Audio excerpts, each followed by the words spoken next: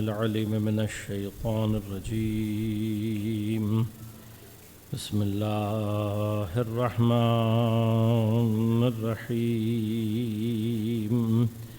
الحمد لله الذي هدانا لهذا وما كنا لنهتدي لولا أن هدانا الله.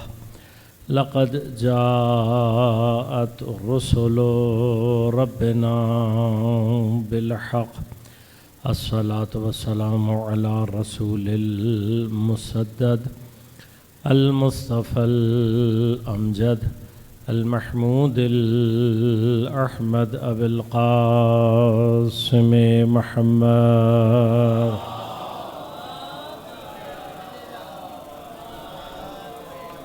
والصلاة والسلام على أسد الله الغالب غالب على كل غالب علي بن أبي طالب. والصلاة والسلام على سيدة المعصومة المظلومة الطاهرة البتول بضعة الرسول فاطمة الزهراء سيدة نساء العالمين.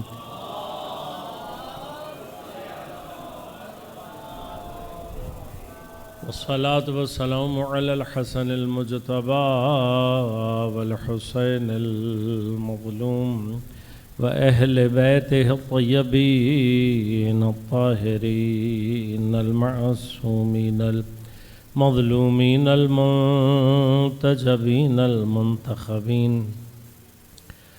لا سيما بقية الله في الأراضين، روحي وأرواح العالمين لتراب مقدمه الفداء. ولعنة الله على أعدائهم أجمعين.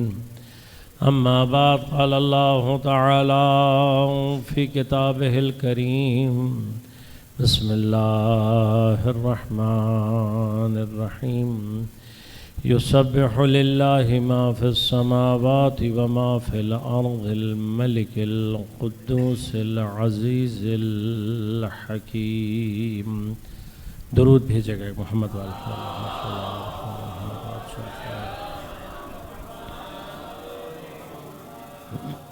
مومنین کرام، سامعین محترم، عزیزان گرام قدر، ایام شہادت مظلومان حضرت زہرا سلام اللہ علیہا کے سلسلے میں برپا کی گئی ان مجالس میں تسبیح کے عنوان سے ہماری گفتگو کا سلسلہ جاری ہے.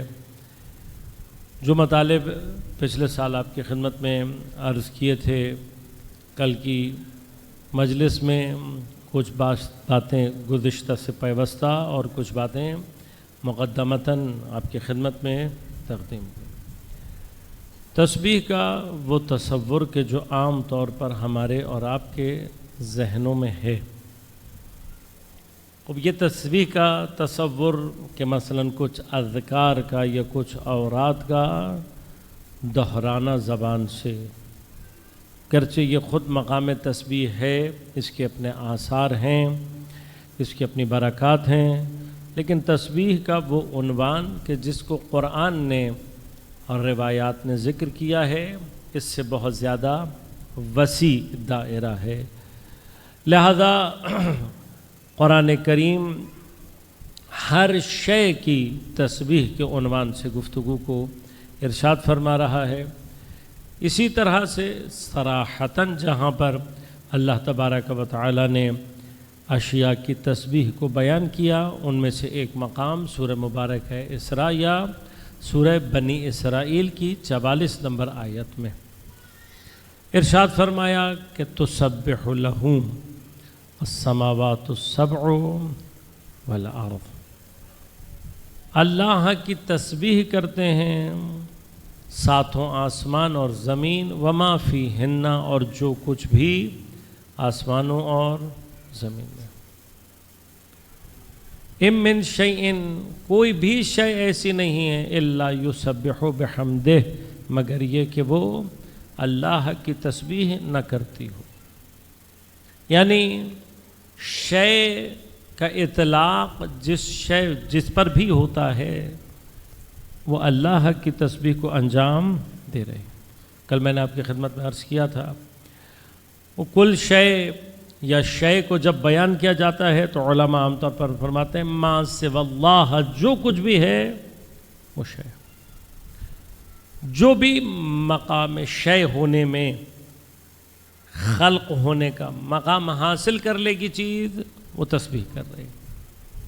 لیکن فرمایا کہ ہر شے، ساتوں آسمان زمین، ان میں ہر چیز جو کچھ بھی ہے اللہ کی تسبیح کر رہی ہیں، لیکن لا تفقہون تسبیحہم، لیکن تمہیں ان کی تسبیح، میں لفظ استعمال کر رہا ہوں، تسبیح کی تمہیں ان کی فقاہت نہیں ہے. اب یہاں پہ اللہ تبارک و تعالی ان تمام چیزوں کی تسبیح کے لیے یہ نہیں فرما رہا کہ لا تدرکون تسبیحہم، تمہیں ان کی تسبیح کا ادراک نہیں ہے. لا تشعرون، مثلا تمہیں ان کی تسبیح کا شعور نہیں ہے. لا تعلمون، لا تفہمون، نہیں، فہم، شعور، ادراک، علم، یہ مراتب نہیں ہے. کیوں؟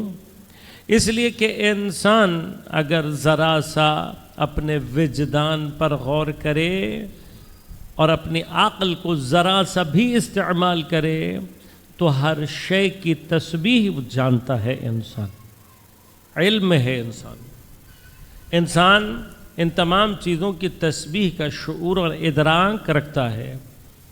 اس شعور اور ادراک کے لیے صرف توجہ کی ضرورت ہے. انسان ذرا سی اپنی توجہ ان چیزوں کی طرف پلٹائے، ذرا سا سوچے، خود بخود اشیاء کے ذریعے سے خدا کی تسبیح سمجھ میں آنا. یہاں جو بحث ہے وہ کیا ہے؟ یہ نہیں کہ لا تسمعون تسبیحہم، کہ تمہیں ان کی تسبیح سنائی نہیں دے رہے، نہیں، سنانے کی بات بھی نہیں ہے. کیا کہا؟ لا تفقہون تسبیحہ. اب یہ جو لفظ فقاہت ہے، میں اس کے تھوڑے سے معنی آپ کی خدمت میں عرض کروں گا تاکہ بات آپ تک پہنچا سکوں اور پھر گفتگو کو آگے بڑھاؤں گا. وہ بھی تفقہ کیا ہے؟ تفقہ ایک خاص قسم کی سمجھ کا لیول ہے جس کو ہم عام طور پر، یعنی بہت عام معنی کریں تو اسپیشلائزیشن. وہ اسپیشلائزیشن کیا کرتی ہے آپ جانتے ہیں؟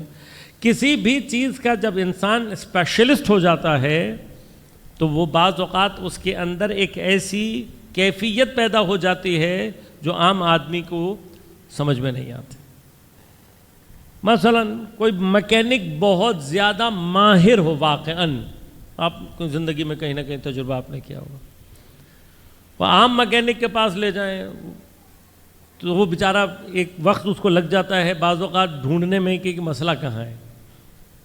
لیکن بعض میکینک اس قدر مہارت، یہ ان کی اسپیشلائزیشن ہوتی ہے، مہارت ہوتی ہے، کہ وہ گاڑی کی آواز سن کر سمجھ جاتے ہیں کہ مسئلہ کہاں پر. بعض اوقات مسئلہ شاید بہت یہ ہوتا ہے انجینئرز میں بھی، بعض اوقات میکینیکل انجینئرز میں سے بعض انجینئرز جو واقعاً ماہر ہوتے ہیں، ان کی مہارت اس لیول پر پہنچ جاتی ہے کہ مشین میں جو خرابی ہے ایک سیکنڈ میں ان کو سمجھ میں آ جاتا ہے. بعض اوقات ہم اور آپ جو باہر سے کھڑے ہو کر دیکھ رہے ہوتے ہیں، ہمیں اور آپ کو تعجب بھی ہوتا ہے. مثلا جونیئر انجینئر آ کر لگتا ہے بیچارہ تلاش کر رہا ہے، سمجھ میں نہیں آ رہا، سینئر انجینئر آتا ہے، دیکھتا ہے ادھر ادھر، وہ ایک نٹ اس نے ٹائٹ کیا، کام سے. اب یہ بیچارہ جونیئر یہ سمجھتا ہے کہ یار یہ ایک نٹ ٹائٹ کرنے کے لیے اتنے پیسے لے رہا ہے، وجہ کیا ہے؟ تمہارے اندر یہ مہارت ہوتی تو تم نے جو 5 گھنٹے لگا کے نہیں سمجھے، اتنا جو تمہیں ٹائم لگ گیا. مہارت، اسپیشلائزیشن، یہ جو سمجھ ہے، یہ جو درک کرنا ہے اشیاء کو ایک خاص درجے سمجھ پر آ کر، اسے فقاہت کہتے ہیں. یہ خاص انسان کے اندر مقام ہے. لہذا غور کیجیے گا، اللہ تبارک و تعالی نے اس اسپیشلائزیشن کی نسبت صرف ایک مقام پر ارشاد اور حکم دیا ہے. سورہ توبہ میں لولا نفر من کل فرقۃ طائفہ لیتفقہوا فی الدین، اور کسی جگہ پر اسپیشلائزیشن عام طور پر قرآن میں حتیٰ مثلا جہاد کے لیے بھی کسی اسپیشلائز حکم کا ذکر نہیں ملتا. دنیا کے اور بہت سارے معاملات میں دین کو خاص طور پر توجہ دی ہے اور دین کے لیے خاص طور پر حکم کیا دیا ہے. ہر فرقہ، اب یہ جو فرقے کا لفظ ہے اس کا تعلق صرف مذہب سے، دین سے یا مسلک سے نہیں ہے. فرقے کا معنی ہر طرح کی تفریق. اب آپ جس تفریق کے بھی لیے قائل ہیں، مثلا صوبے کی تفریق، ڈسٹرکٹ کی تفریق، شہر کی، محلے کی، ایک ہی کمیونٹی کے اندر مثلا سادات امروہہ، سادات بھارا، سادات مثلا لدھیانہ، کہاں کے سادات. اب یہ جو آپ خود جس فرق کے قائل ہوئے ہیں یہ تفرقہ بنا دیتا ہے. ہر اس تفریق یعنی اس تفریق کے نتیجے میں جو بھی کمیونٹی ڈیولپ ہو رہی ہے، ہر فرقے سے خدا کیا کہہ رہا ہے، لکل، جتنے بھی ہیں، لولا نفر من کل فرقۃ طائفہ، ہر کمیونٹی سے ایک طائفہ، ایک گروپ آف پیپل، اسے چاہیے کہ نفرہ جائے، کوچ کرے. کس لیے کوچ کرے؟ لیتفقہوا فی الدین، تاکہ وہ دین میں تفقہ حاصل کرے. اب یہ دین میں تفقہ، یہ اجتہاد اور تقلید کے اوپر قرآن کی دلیل ہے، گرچہ عقلی دلیل وہاں پر اپنی جگہ قائم ہے. یعنی اگر قرآن میں حکم نہ بھی ہوتا تب بھی عقلی دلائل سے، فقاہت، مرجعیت، اجتہاد عقلی دلائل سے بھی کافی تھا. لیکن قرآن کی آیت ہے، واحد اس چیز کے لیے آیا ہے کہ خدا کیا فرما رہا ہے، ہر فرقے سے ایک گروپ جائے اور جا کر کیا کرے، لیتفقہوا فی الدین، دین میں تفقہ یعنی فقیہ بنے. اس آیت کے ضمن میں اگر واقعاً سختی کے ساتھ انسان نگاہ ڈالے تو جو کمیونٹی اپنے درمیان سے افراد کو نہیں بھیج رہی، شاید قیامت کے دن اس کے اوپر اس واجب پر عمل نہ کرنے کا عذاب موجود رہے. ہر کمیونٹی نے ایک افراد، اب مزید میں بحث میں نہیں جانا چاہتا، اب انہوں نے جا کر کرنا کیا ہے، تفقہ فی الدین. تفقہ کیا ہے؟ دین کی اس کے جو اصل سورسز ہیں، منابع ہیں، قرآن اور روایات اور عقل اور اجماع، ان کے ذریعے سے ایک ایسا اسپیشلائز لیول حاصل کرنا تاکہ وہ استنباط، استخراج کر سکے حکم شرعی کا. کن معاملات میں؟ وہ حوادث کے جو بیان، وہ واقعات، وہ مسائل کے جو بیان نہیں ہوئے. عام طور پہ مثلا بہت سارے لوگ یہ شبہ مثلا ذہن میں ڈالتے ہیں کہ کیا دین نامکمل تھا؟ کیا اہل بیت اطہار نے ہر مسئلے کا حل ہمیں بیان نہیں کیا؟ اور اس طریقے سے بیان نہیں کیا کہ مثلا خاص طور پر آپ کو یہ بتایا جائے کہ جی بینک کے یہ مسائل ہیں، بینک میں یہ کرنا، وہ بینک نہیں تھا تو مسئلہ نہیں تھا. اس طرح سے اور بہت ساری چیزیں ہیں کہ جن کے بارے میں صراحتاً حکم نہیں ہے. صراحتاً نہیں ہے تو راستہ کیا ہے؟ خود دین نے، قرآن نے، پیغمبر نے، ائمہ اہل بیت اطہار علیہ الصلوۃ والسلام نے اپنے شاگردوں کو اصول سکھائے ہیں جو قرآن، حدیث، عقل کے اوپر مبتنی ہیں، اور ان اصول کے ذریعے سے یہ کمال ہے مکتب اہل بیت اطہار کا.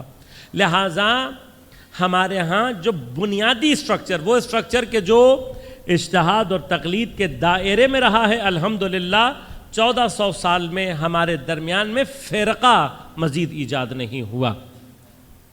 میں اب تفصیل میں نہیں جانا چاہتا. یعنی جو اس نظام میں اجتہاد اور تقلید سے جڑے ہوئے ہیں ان کے اندر مزید کوئی فرقہ، اور یہی ہمارے حقانیت اور ہمارے حق پر ہونے کی سب سے بڑی دلیلوں میں سے ایک دلیل.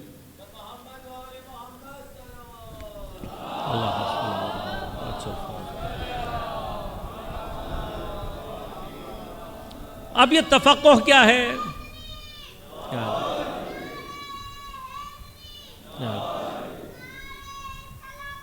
اللہم صلی علی محمد وعلی محمد. تفقہ کیا ہے؟ اب غور کیجئے گا. تفقہ ایک نوع کی اسپیشلائزیشن ہے جو فقیہ ان تمام اصول کو سیکھنے، ان تمام علوم کو حاصل کرنے کے بعد قرآن، حدیث، 14 سے زیادہ علوم کے اوپر دسترس پیدا کرنے کے بعد اس کے اندر یہ اسپیشلائزیشن پیدا ہو جاتی ہے کہ پھر وہ ان تمام چیزوں کو سامنے رکھتے ہوئے اپنے خلوص کے ساتھ ان نتائج پر پہنچتا ہے جہاں اس کو یقین ہوتا ہے کہ انشاءاللہ خدا کا اور شریعت کا حکم بھی یہی ہوگا. اسے اپنے مرحلے میں یقین ہوتا ہے، اپنے اخلاص جو اس نے سلسلہ طے کیا ہوتا ہے اس کے اوپر اس کو یقین ہوتا ہے کہ انشاءاللہ میرے نزدیک جو میں نے محنت کی ہے اس کے نتیجے میں جو میں نے سمجھا ہے انشاءاللہ خدا کا اور شریعت کا حکم بھی یہی ہوگا. اب غور کیجئے گا، یہاں پر کوئی بھی فقیہ، کوئی بھی مجتہد، کوئی بھی مرجع شہود سے کام نہیں لیتا، الہام سے کام نہیں لیا جا، بلکہ مراتب ہیں، وہ علم کے اپنے مراتب ہیں، لیکن کوئی بھی فقیہ، کوئی بھی مجتہد، جیسے مثلا آیت اللہ بہجت رضوان اللہ تعالیٰ علیہ، ان کے بارے میں عام طور پہ لوگ جانتے بھی تھے اور حقیقتاً بھی ایسا ہی ہے. ہمارے بھی اساتید نے، بزرگان نے بیان فرمایا کہ عرفان کے اور بہت سارے مقامات پر تھے، ان کی بہت سارے کرامات ہیں. ہمارے استاد نے مثلا اپنے سینئر سے جو کہ آیت اللہ بہجت رضوان اللہ تعالیٰ علیہ کے بہت نزدیک کے افراد میں تھے، کہا جب ہم نے بہت زور سے دے کر ان سے پوچھا، بہت پیچھے پڑے رہے، تو انہوں نے حضرت کی کرامات میں سے ایک کرامت یہ بیان کی کہ کم ترین کرامت جو ہم نے مشاہدہ کی ہے کہ آیت اللہ بہجت جیسے سامنے دیکھتے تھے ویسے ہی ان کو پیچھے دکھائی دیتا تھا. یعنی پیچھے دیکھنے کے لیے آیت اللہ بہجت کو گردن موڑنے کی ضرورت. اب میرے اور آپ کے لیے یہ سمجھنا مشکل ہے نا کہ کیسے انسان مثلا گردن موڑے بغیر پیچھے دیکھ سکتا ہے.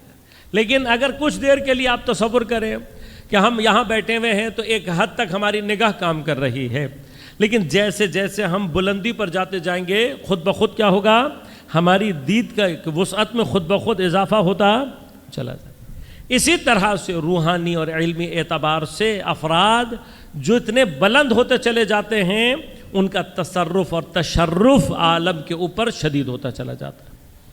اب یہ جو دیکھنا ہے یہ ان ظاہری اور باطن جو آپ کی آنکھیں، جسم کی آنکھیں ہیں، ان آنکھوں سے دیکھنا مراد نہیں ہے. لیکن کہیں پر بھی فقیہ ان علوم سے، علوم غریبہ میں الہام شہود کے علاوہ بھی مثلا انہی علوم میں تعبیر خواب، انہی علوم میں استخارہ، یہ جو علوم ہیں ان علوم کے بارے میں عام طور پر علماء عرفاء یہ فرماتے ہیں کہ یہ علوم کسبی نہیں ہیں، سیکھنے سے نہیں آتے.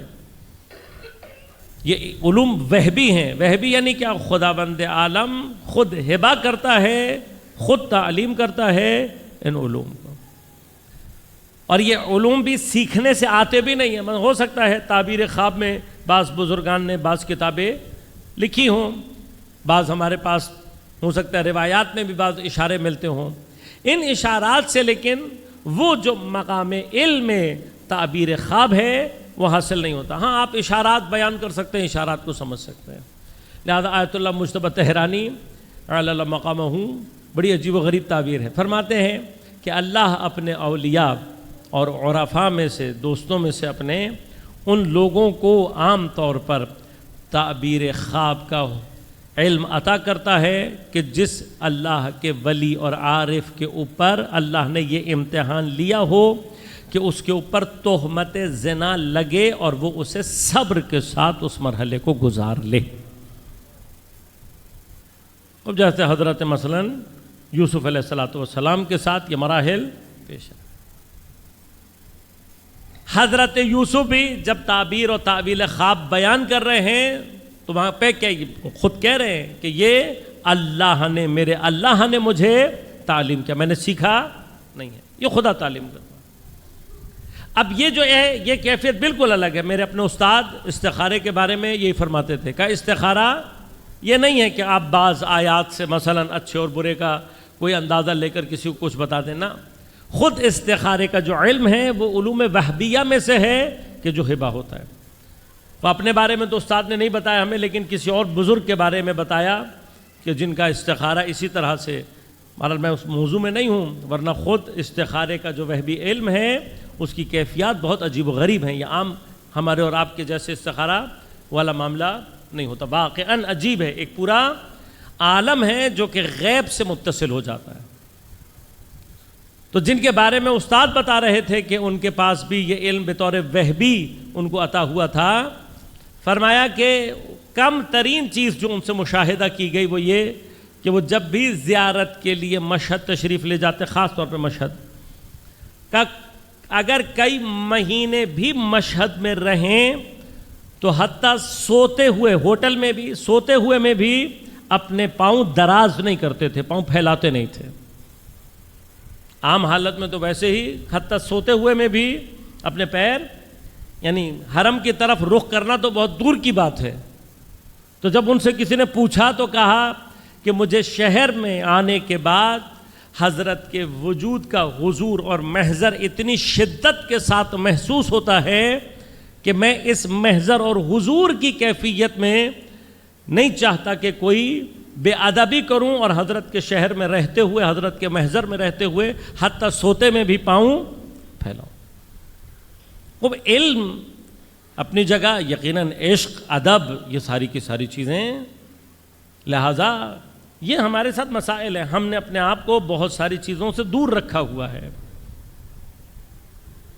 اب جب انسان ان مراحل کو طے کرتا ہے تو پھر انسان کے اوپر بہت سارے اللہ تبارک و تعالی سمجھ کے دروازوں کو کھولتا ہے. لیکن میں نے عرض کیا فقہا عام طور پر اگر مثلا کوئی ان مقامات پر فائز ہو بھی تب بھی وہ اپنی فقاہت کے اندر خاص طور پر شہود سے، الہام سے، یا اس طرح کے علوم غریبہ یا ان طرح کے مقامات سے مدد نہیں لیتا. فقاہت کا جو درجہ ہے، کیوں؟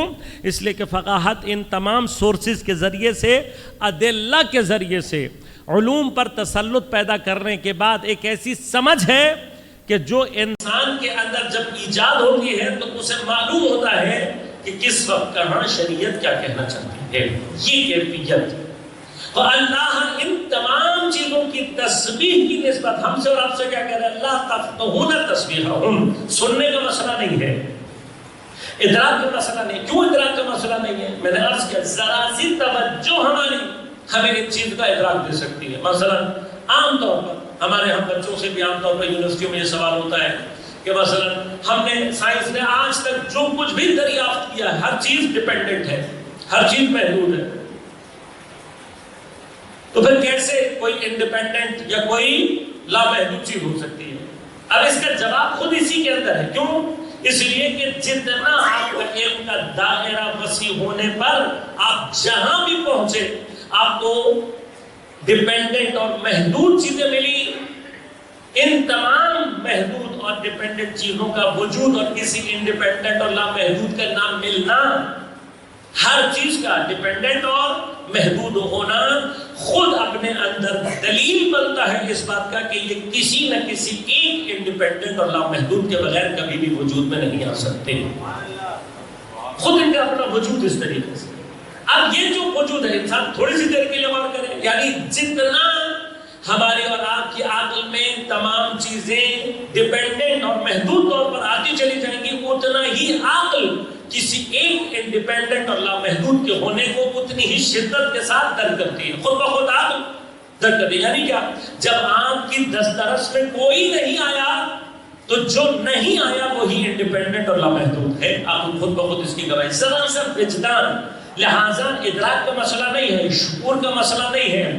ہماری ذرا سی توجہ خدا کی اس تسبیح کو خود بخود ظاہر کر دیتی ہے. یعنی تمام چیزوں کا وجود اپنے اندر خود بخود دلالت کر رہا ہے کس چیز کے اوپر؟ خدا کے. کیوں؟ ہر وہ چیز کے جو محدود ہے، ہر وہ چیز کے جو ڈیپینڈنٹ ہے، وہ اپنے اسی کیفیت کے اندر جس انڈیپینڈنٹ اور لامحدود کو ثابت کر رہی ہے، ساتھ ہی ساتھ یہ ثابت کر رہی ہے کہ ہر وہ نقص جو میرے اندر ہے، ہر وہ عیب جو میرے اندر ہے، میرے خالق کے اندر نہیں ہونا چاہیے.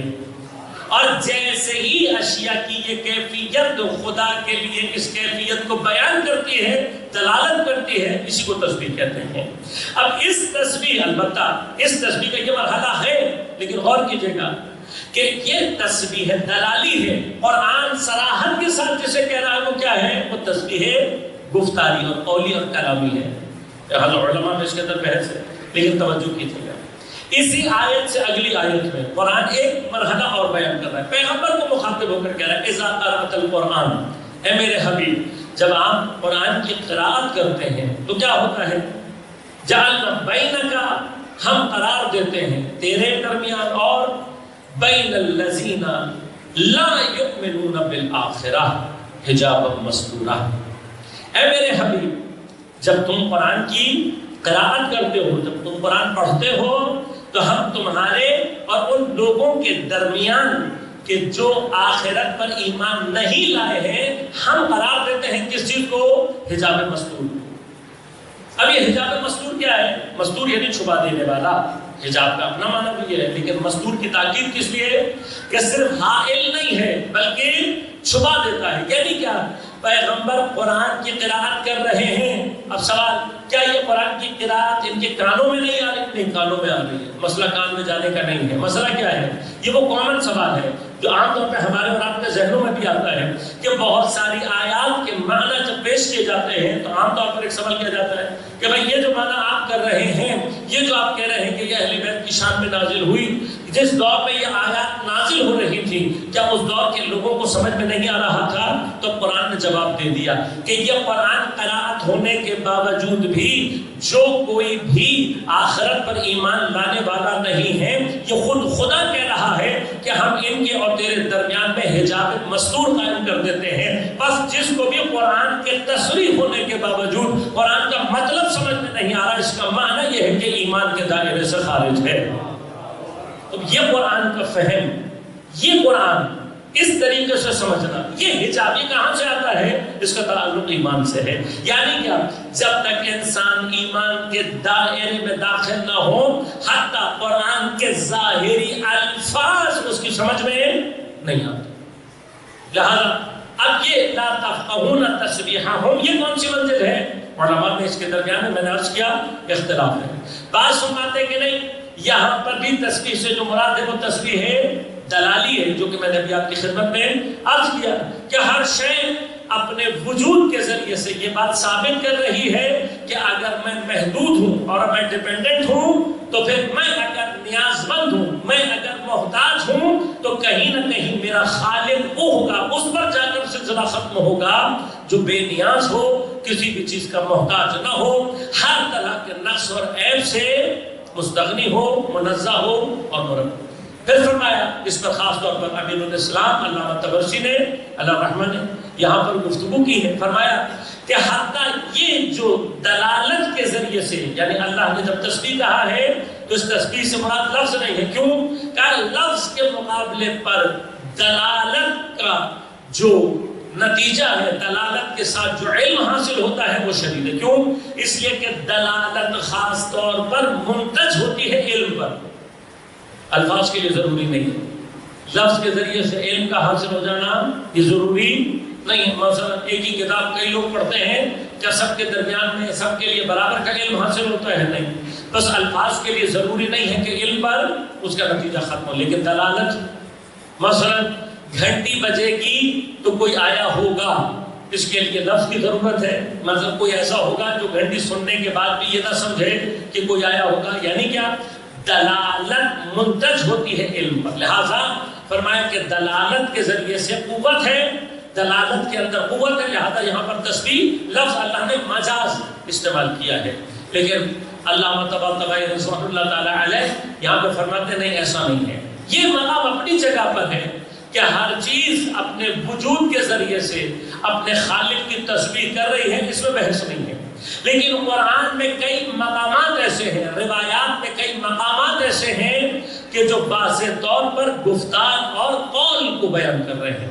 کیا مشکل صرف یہ ہے کہ آپ اس تسبیح قولی، تسبیح گفتاری کو اگر لفظ کے ساتھ، یعنی کہ تسبیح قولی، تسبیح گفتاری کو آپ یہ سمجھنا شروع کر دیں کہ یہ لفظ کے بغیر ممکن نہیں ہے، تو پھر یہ آپ کی سمجھ کا مسئلہ ہے۔ کیوں؟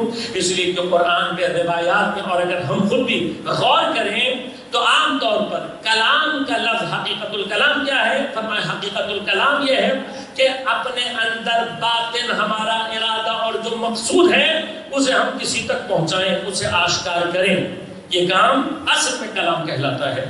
اب میرے اندر جو کچھ بھی ہے، فرمایا یہ انسان کا تکوینی مسئلہ ہے کہ انسان یہ کام نہیں کر سکتا کہ اپنے اندر جو اس کے ارادہ اور مقصود ہے اپنے باطن کو کسی کے سامنے بغیر لفظ کے بیان کر سکے، آشکار کر سکے۔ یعنی کیا؟ ہم اور آپ ہیں کہ جو اس کام کے لیے لفظ کے محتاج ہیں، جبکہ ہم اور آپ اگر کبھی غور کریں تب بھی ہمیں اور آپ کو پتہ لگے گا کہ لفظ ایک انتہائی ضعیف واسطہ ہے انتقال معنی اور افہام و تفہیم کے لیے، سمجھانے کے لیے، اور کسی لفظ کے اندر وسعت نہیں ہے۔ میں لفظ کے اوپر یہ بحث کئی مرتبہ آپ کی خدمت میں تقدیم کر چکا ہوں، لہٰذا میں زیادہ تفصیل میں نہیں جاؤں گا، لیکن کچھ چیزیں مجھے دہرانی پڑتی ہیں۔ لفظ کے اندر وسعت نہیں ہے۔ لفظ اگر انتقال معنی میں، لفظ اگر باطن کو، ارادے کو، مقصود کو آشکار اور بیان کرنے میں وسعت اور قدرت رکھتا تو ہمارے ہاں الفاظ کی کثرت نہ پائی جاتی، گفتگو کی کثرت نہ پائی جاتی، کتابوں کی کثرت نہ پائی جاتی۔ کیوں؟ پھر کم الفاظ کے ذریعے سے زیادہ معنی خود بخود منتقل ہو جاتا۔ لہٰذا یہ جو کثرت الفاظ ہے، غور کیجیے گا، یہاں اگر واقعاً یہ معنی ہمیں اور آپ کو سمجھ میں آ جائیں، تب حضرت امیر علیہ السلام کا جو قول ہے کہ حضرت فرماتے ہیں العلم نقطۃ، علم صرف ایک نقطہ ہے، یکسرہ الجاہلون، جس کو جاہلوں نے تکسیر کر دیا ہے، جاہلوں نے اس نقطے کو پھیلا دیا ہے۔ یعنی اگر خود علم کو سمجھنا چاہیں، علم نقطہ ہے، علم کو پھیلنے کی ضرورت نہیں ہے۔ یہ ہم اور آپ ہیں جو کہ الفاظ کے ذریعے سے، لہذا کیا ہوتا ہے، ایک بات ہوتی ہے جس کو ہزار طریقوں سے تعبیر کیا جاتا ہے، ہر کوئی ایک ہی چیز کو اپنی ڈیفینیشن کے ذریعے سے، اپنے طریقے کے ذریعے سے، اپنے الفاظ کے ذریعے سے سمجھانے کی کوشش کرتا ہے۔ اب آپ کے ڈیفینیشن مختلف، حتی آپ غور کیجیے گا، آپ کا جتنا بھی سائنٹیفک علم ہے، جو کچھ بھی آپ پڑھتے ہیں، اس میں تھیوری کی اپنی حیثیت ہوگی، تھیوری میں آپ جاتے ہیں کسی نے کیا ڈیفینیشن کی، کسی نے کیا ڈیفینیشن کی، لیکن جیسے ہی آپ ایکسپیریمنٹ کی منزل پر آتے ہیں الفاظ ختم ہو جاتے ہیں۔ ایکسپیریمنٹ کی منزل میں آپ کو ڈیفینیشن کی ضرورت نہیں رہتی، ایکسپیریمنٹ کی منزل میں آپ کو الفاظ کی ضرورت نہیں رہتی، بلکہ تجربہ خود آپ کو جو سمجھاتا ہے وہ الفاظ کبھی بھی آپ کو سمجھا نہیں سکتے۔ یہ مسئلہ ہے۔ اب آپ سمجھیے، جو اس کو ہم سمجھ کہہ رہے ہیں، اسی سمجھ کے لیے کچھ دیر کے لیے تصور کیجئے کہ ہم الفاظ کے ذریعے سے کتنا معنی ہے جو منتقل کر دیتے ہیں۔ آپ جتنا مرضی زور لگا لیں، کسی چیز کے ذائقے کو آپ الفاظ کے ذریعے سے بیان نہیں کر سکتے، کسی چیز کی خوشبو کو آپ الفاظ کے ذریعے سے بیان نہیں کر سکتے۔ آج تک انسان محبت کو تعریف نہیں کر سکا، آج تک انسان نفرت کو الفاظ سے بیان نہیں کر سکا، ڈر کی کیفیت کو کوئی لفظ اور معنی نہیں دیے جا سکتے۔ بھوک کے لیے سوائے لفظ بھوک کے علاوہ ہمارے پاس کوئی لفظ نہیں ہے، پیاس کے لیے ہمارے پاس اس لفظ کے علاوہ کوئی اور لفظ موجود نہیں ہے۔ بس جو بھوکا نہ ہو اسے کبھی سمجھ میں نہیں آتا کہ بھوک کیا کرواتی ہے، جو کبھی پیاسا نہ رہا ہو اسے کبھی نہیں محسوس ہوتا۔ لہذا غور کیجیے گا، ہماری حس جو ہمیں سمجھا رہی ہے الفاظ کبھی بھی نہیں سمجھا سکتے۔ لہذا اب آپ اسی مرحلے کو جب عقل کے معنی میں اوپر لے کر جاتے ہیں، عقل جو درک کر رہی ہوتی ہے وہ الفاظ سے بیان نہیں ہو سکتا۔ اس سے اوپر کا معاملہ وہ ہے کہ جو قلب کے اور شہود کے مراتب پر ہے۔ لہذا جو افراد شہود کی منزل پر چیزوں کو درک کر رہے ہوتے ہیں، بعض اوقات الفاظ میں ڈھال کر انہیں مجھے اور آپ کو سمجھانا تقریباً ناممکن ہو جاتا ہے۔ یہ ہے اعجاز قرآن، یہ ہے اعجاز لسان حضرت مصطفیٰ صلی اللہ علیہ وآلہ وسلم۔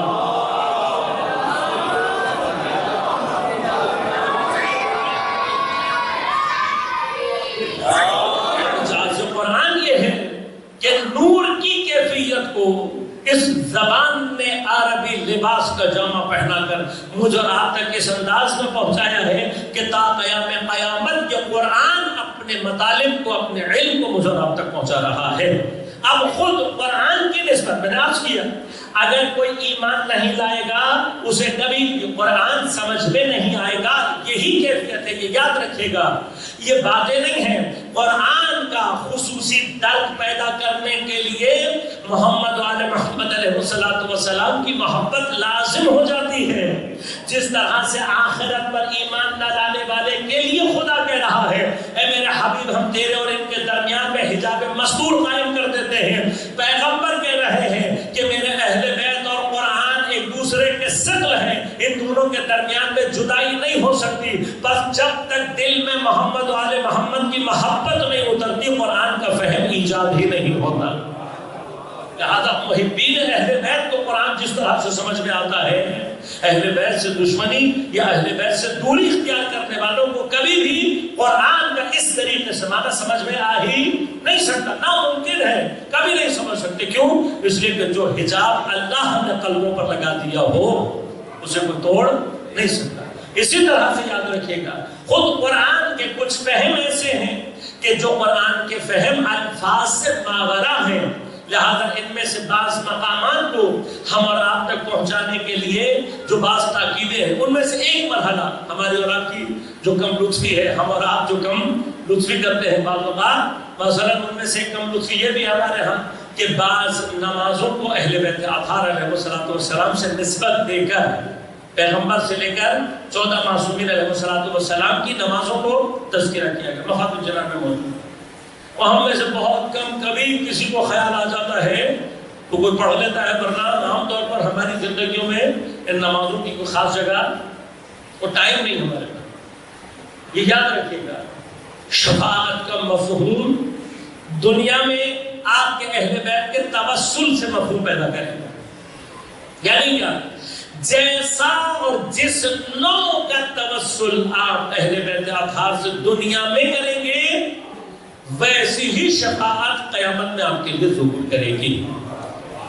اب اگر کسی نے اہل بیت کو کبھی مادی ضروریات سے اوپر سمجھا ہی نہ ہو تو مادہ تو دنیا میں ختم ہو جانے والا ہے، تو پھر آخرت میں وہ اہل بیت اطہار کے سامنے کیا لے کر جائے گا؟ لہٰذا شفاعت کا معنی کیا ہے؟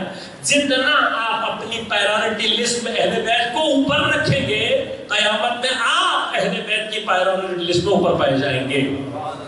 تو اپنے لیے وقت نکالیں، اپنے لیے یا آپ کے لیے وقت ہے. عام طور پہ جمعے کے دن تاکید ہے، لیکن ہمت کر سکتے ہیں تو روزانہ کسی نہ کسی ایک معصوم کی نماز پڑھے، ورنہ کم از کم ہر جمعے کو کسی ایک معصوم کی نماز پڑھنے کی عادت ڈالیں. اب اس میں مثلا بعض نمازوں میں فرمایا کہ 100 مرتبہ سورہ قادر، 100 مرتبہ سورہ توحید. اب ہم 100 مرتبہ مثلا سورہ توحید پڑھتے ہیں، عام طور پر ہم عام طور پہ یہ سوچتے ہیں کہ میں 100 مرتبہ سورہ توحید پڑھوں گا تو الفاظ تو وہی ہے، مجھے کیا سمجھ میں آئے گا؟ عام طور پہ یہ ہوتا ہے. ہوتا کیا وجہ؟ اس لیے کہ ہم جو 100 مرتبہ سورہ توحید پڑھ رہے ہوتے ہیں اور ہماری کوشش بھی ہوتی ہے اتنی رفتار سے پڑھوں، میں کیا فرشتوں کو بھی سمجھ میں نہ آئے میں نے کیا پڑھا. تو اس رفتار سے پڑھیں گے تو واقعا آپ کو بھی کچھ سمجھ میں نہیں آئے گا، لیکن کم از کم وہ رفتار اور وہ توجہ کہ جو آپ کو سورہ توحید کے الفاظ اور اس کے بعد معنی کی طرف متوجہ کرتی رہے. اب یہ ایسا نہیں ہے کہ آپ 100 مرتبہ پڑھ لیں گے، ایک دفعہ نماز پڑھ لیں گے تو یہ حاصل ہو جائے گا نا. یہ بات یہ عشق ہے، یہ بات یہ محبت ہے، اس کے لیے کوشش کرنی پڑتی ہے. شبوں میں جاگ کر نماز شب میں، رات کی تنہائی میں توسل کر کے توجہ کے ساتھ پڑھنا شروع کریں اور کچھ عرصے میں آپ کو محسوس ہوگا کہ ہر مرتبہ کی تلاوت آپ کے لیے ایک نیا معنی، ایک نیا علم کا باب خود بخود کھولتی ہے. قرآن بہت وسیع ہے، میری اور آپ کی فکر سے بہت زیادہ وسیع ہے. بہت کچھ ہے قرآن کے بعد دینے کے لیے، لینے والے افراد موجود ہیں. لہٰذا یہ ہماری کمزوری. اب جب انسان کوشش کرتا ہے، دیکھیں بعض چیزوں کے آثار ہیں، یہ آثار اپنے آپ کو ظاہر کرتے ہیں. انسان مثلا اہل بیت اطہار علیہ السلام، میں نے عرض کیا تھا کل بھی آپ کی زندگی میں کہ جناب سیدہ سلام اللہ علیہا کی زندگی میں ایک اہم رخ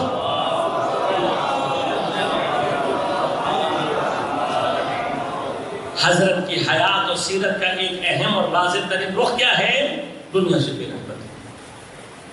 کیونکہ دنیا سے بے رغبتی، یہ زہد، یہ تقوی انسان کے اندر علم اور فہم کے وہ دروازے کھولتا ہے. لہذا یہ حجاب اٹھتے ہیں جو چیزیں سمجھ میں آتی ہیں. بعض مقامات پر اہل بیت اطہار علیہ السلام نے حتی کچھ دیر کے لیے ان حجابات کو ہٹایا ہے، لیکن اگر کسی میں ظرفیت نہ ہو، ظرفیت نہ ہونے کا نتیجہ کیا نکلتا ہے؟ ظرفیت نہ ہو تو انسان بعض اوقات ان تسبیحات کو سننے یا سمجھنے یا درک کرنے کے باوجود بھی متوجہ نہیں ہوتا. لہذا یہ جو واقعات موجود ہیں کہ بعض کفار نے آ کر پیغمبر سے کہا کہ اگر یہ کنکر کلمہ پڑھ دے تو ہم کلمہ پڑھ دیں گے. حضرت نے ان کنکروں کو ہاتھ پر رکھا، اشارہ فرمایا. کیا ہوا؟ کیا یہ آواز ہے جو کنکر سے نکل رہی ہے؟ ہم عام طور پہ یہ سمجھتے ہیں کہ شاید کوئی کنکر سے کنکر سے آواز نہیں نکل رہی. غور کیجئے گا، یہ کنکر سے آواز نہیں نکل رہی. یہ کیا ہو رہا ہے؟ کچھ دیر کے لیے حضرت تصرف فرما کر ان حجابوں کو کچھ دیر کے لیے ان کفار سے ہٹا رہے ہیں. لہذا جیسے ہی کچھ دیر کے لیے حجاب اترا تو کنکروں کی تسبیح کی آواز ان ملعونوں کے کانوں میں جانا اب تعجب کا مقام ہے نا. ظرفیت نہ ہو تو کیا ہوتا ہے؟ کنکروں کی تسبیح کی آواز سننے کے باوجود بھی کنکر تسبیح پڑھ رہا ہے, کنکر شہادت دے رہا ہے, لیکن یہ ملعون ہے جن کی زبان سے شہادت اور ایمان جاری ظرفیت چاہیے. لہٰذا اہل بیت اطہار بعض مقامات پر ظرفیتوں کو دیکھتے ہوئے کچھ مقامات پر انہی حجابات کو ہٹاتے ہیں. اب جہاں ظرفیت ہوگی وہاں کیا ہوگا؟ تاثیر. ہماری کم لطفیوں میں سے ایک کم لطفی کیا ہے؟ جیسے جیسے ہم آگے بڑھتے جا رہے ہیں ویسے ویسے بعض عشق و ادب و توسل کے مراحل ہمارے ہاتھ سے نکلتے جا رہے ہیں. ان میں سے ایک مثلا جناب سیدہ سلام اللہ علیہا کی کہانی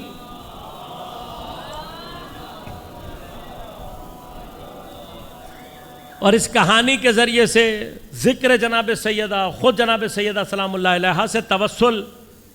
اور ہم نے اپنا پورا بچپن, میرے لیے آج بھی میں سمجھتا ہوں جتنے میں نے آثار و برکات یعنی کرامات کی حد تک میں نے اس جناب سیدہ سلام اللہ علیہا کی کہانی کو تجربہ کیا, کرامات کی حد تک. اور ہمارے والدین کا یہ احسان تھا, بچپن سے والدہ مرحومہ عام طور پہ امی فلاں کام پھنس گیا ہے نہیں ہو رہا تو کیا کہتی تھیں؟ جناب سیدہ کی کہانی مان لو. یہ تربیت کا ہے, یہ ہماری نسل کا قصور ہے کہ ہم اپنی اگلی نسل میں یہ توسلات, یہ محبتیں, یہ آداب, یہ عشق منتقل نہیں کر رہے, اور کل ہم اس کے جواب دیں گے جناب سیدہ. وہ اہمیت کم ہونا ایک منزل ہے. آج تو بعض ایسے بھی افراد پیدا ہوں گے, وہ سخت الفاظ مطلب میں کم اہم کہہ کر اس جسارت کے مرحلے میں داخل نہیں ہو رہا, ورنہ بعض بدبخت ایسے بھی ہیں کہ جو اس سے زیادہ شدید اور رقیق تعبیرات استعمال کرتے ہیں. ایسا نہیں ہے, واقعات مستند بھی ہیں اور ان کے آثار بھی ہیں, لیکن واقعے کو واقعے کی حد تک, یعنی بس اتنا واقعہ پڑھیں جو کہ بی بی کا پیش آیا ہے, وہ آگے پیچھے کی چیزوں کو جن کی استناد نہیں. جناب سیدہ کا ذکر ویسے بھی ان دھمکیوں کا اور ان تشویقوں کا محتاج نہیں ہے. کہانی مانے جناب سیدہ کی, اور اسی واقعے کو بعین ہی ایسے ہی کہ یہودی کے ہاں شادی تھی بیٹی کی, آیا دعوت دینے کے لیے. اب میں اس بحث میں نہیں جانا چاہتا, تاریخوں میں مختلف چیزیں ملتی ہیں, ہمیں بحث میں جانے کی ضرورت نہیں ہے کہ آیا معاند تھا اس عنوان سے آیا تھا, نہیں. بعض کہتے ہیں ایسا نہیں تھا, خوش عقیدہ تھا, چونکہ یہودیوں میں سے ایک پورا طبقہ وہ ہے کہ جو بالآخر یہودی ہیں, یعنی انبیاء کو ماننے والے اور انبیاء کا احترام کرنے والے.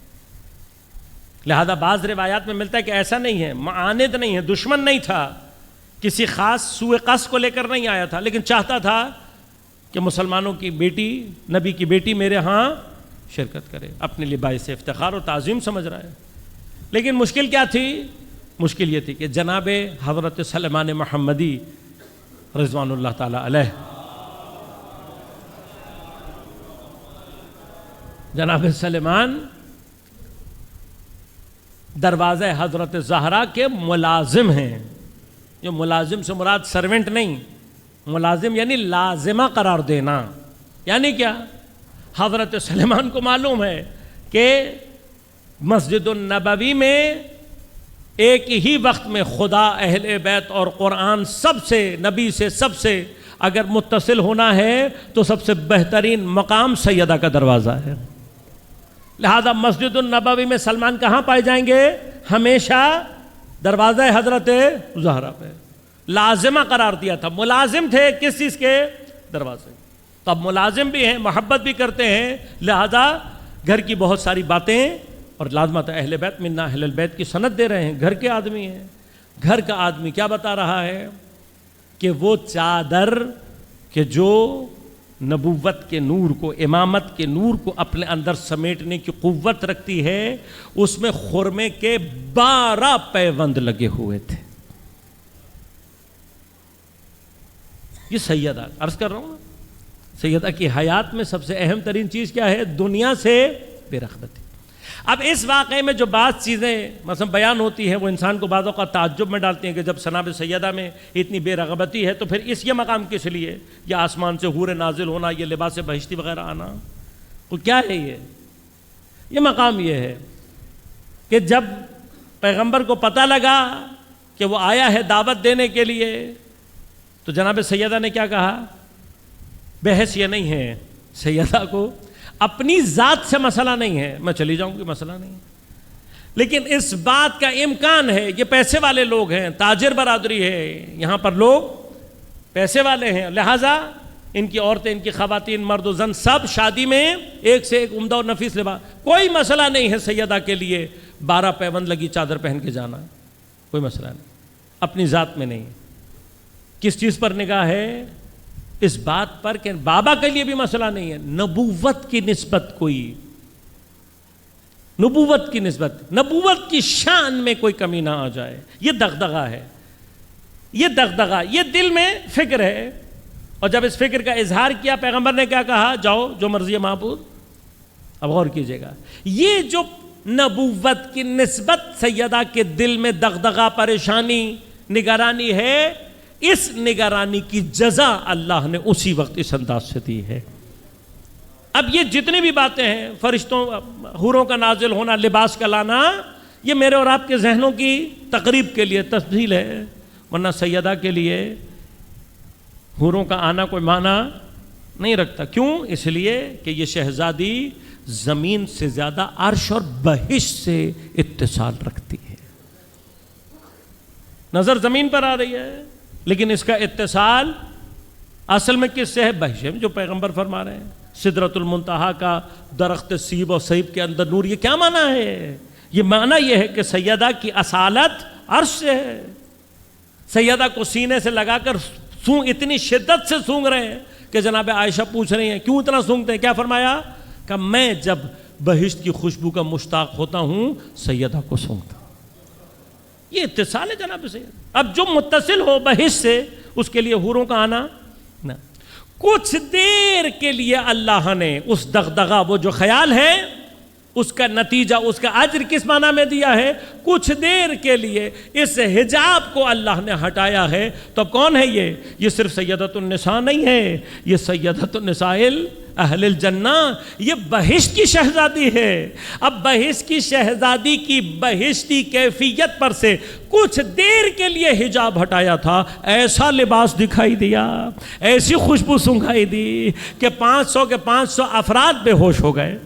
لیکن کیوں دلہن کیوں مر رہی ہے؟ اس لیے کہ دلہن کسی بھی شادی میں جمال کا مرکز ہوا کرتی ہے، جہاں شہزادی بہشت کا جمال ظاہر ہو جائے، مرکز جمال پر اس کی تاثیر سب سے زیادہ ہونی تھی، لہذا کیا ہوا؟ دلہن، یہ تمام کے تمام واقعات کس چیز کو ظاہر کر رہے ہیں؟ سیدہ کے ان مقامات۔ یہ تسبیح کے درجات ہیں، یہ حرکت ہے بسوئے پروردگار عالم، کہ جب انسان اس مرحلے میں آئے اور خدا کچھ دیر کے لیے ان حجابات کو ہٹا لے، لا تفقہون تسبیحہ، کچھ دیر کے لیے یہ حجاب ہٹ جائے، انسان کو یہ تسبیحات سمجھ میں آنے لگے، جو اس مقام پر ہے کہ پیغمبر پھر جس طرح سے جناب سیدہ کا احترام کر کے دکھا رہے ہیں۔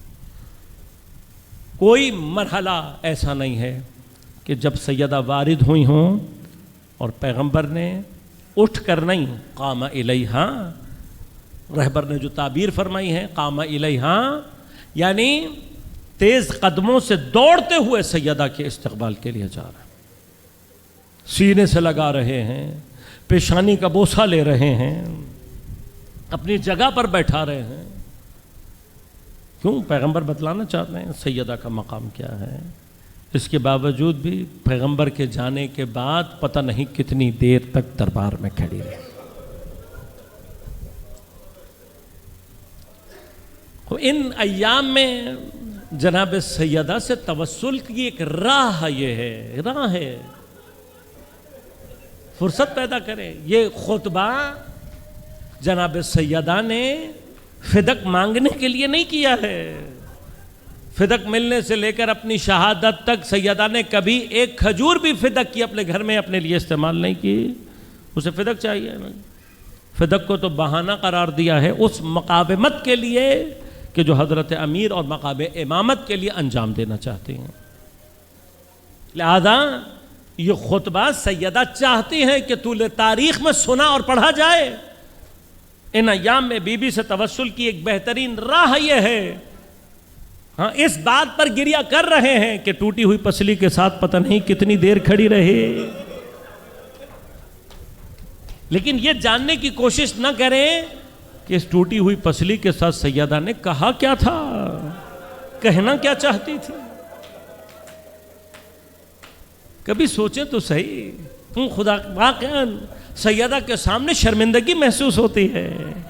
بی بی ہم یہ رو تو رہے ہیں کہ تم ٹوٹی ہوئی پسلی کا کتنی دیر کھڑی رہی، یہ جاننا چاہتے ہو؟ عربی خطبے کو چھوڑ دو، آج گھر میں جا کر اس خطبے کا صرف اردو کا متن پڑھو اور جتنی دیر تمہیں کھڑے کھڑے ہو جائے سمجھ لینا ٹوٹی ہوئی پسلی کے ساتھ اتنی دیر تک کھڑی۔ وہ ایران کے کسی عالم دین نے بیان کیا، کہا میں نے کسی مجلس میں جب پڑھا نا کہ سیدہ کی پہلو کی پسلی کی ہڈی ٹوٹ گئی تھی، تو کہ ایک ڈاکٹر بڑی دیر تک روتا رہا، بعد میں جب اس سے پوچھا تو وہ رو کر اتنا کہنے لگا، ہڈیوں کا ڈاکٹر ہوں، جانتا ہوں پسلی کی ہڈی خود سے جڑتی نہیں ہے، اور جب تک ہڈی جڑی نہ ہو تب تک ہر ذرا سی حرکت انسان کو شدید تکلیف میں مبتلا کر دیتی ہے۔ خدا جانے اپنی پسلی کے ٹوٹنے سے لے کر اپنی شہادت تک ہر آتی ہوئی سانس کے ساتھ تڑپی ہے سیدہ، ہر جاتی ہوئی سانس کے ساتھ تڑپی ہے، اسی ٹوٹی ہوئی پسلی کے ساتھ مسجد میں کھڑی ہو کر امامت کے دفاع میں خطبے سنا رہی ہے۔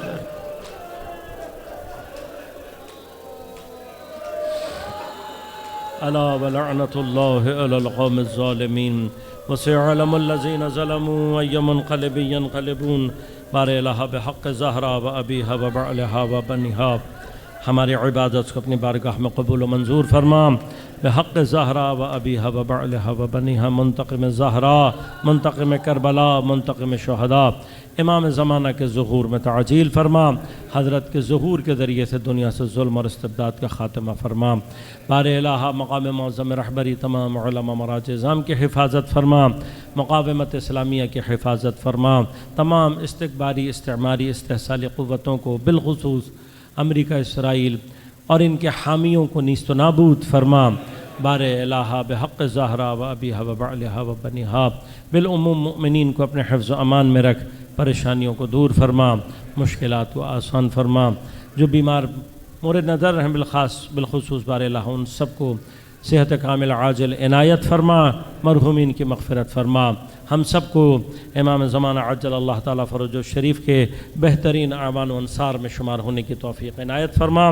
ربنا تقبل منا انک انت السمیع العلیم برحمتک یا ارحم الراحمین۔